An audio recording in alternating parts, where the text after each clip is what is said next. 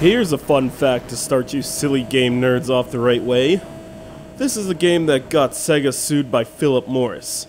Why? Because Sega infringed upon a policy that Marlboro cigarettes uses to not advertise to children. It's hypocritical, don't you think?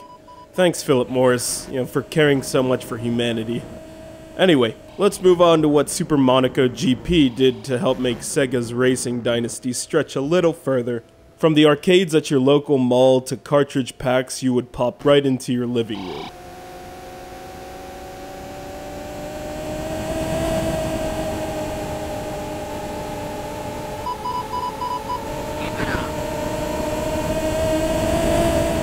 I happen to think that this is an extremely creative racing simulator that delivered more than I thought I would get out of a Genesis racer.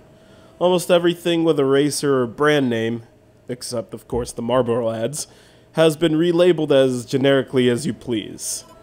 Nothing wrong with that, especially when the car make arrows is switched with bullets. Choice of racetracks in this game is diverse, from the Jacaré-Pagua racetrack in suburban Rio to the Paul Ricard circuit in the mountains of France, and each of them feels different from the other.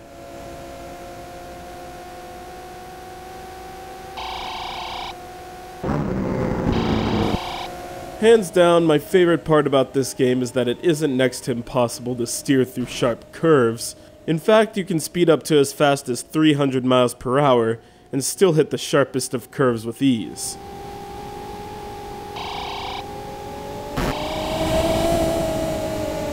Super Monaco GP gives you that feel of looking at one of those old racing calendars and noticing all the shiny paint and flair of early 90s racing.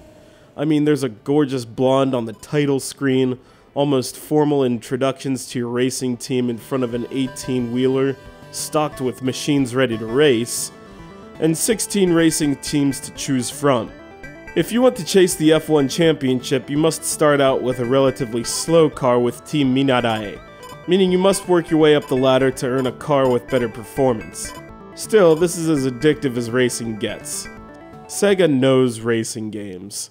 Hang On, Daytona USA, or VR might come to mind, but definitely don't leave Super Monaco GP out of the discussion, even if you can't read Japanese.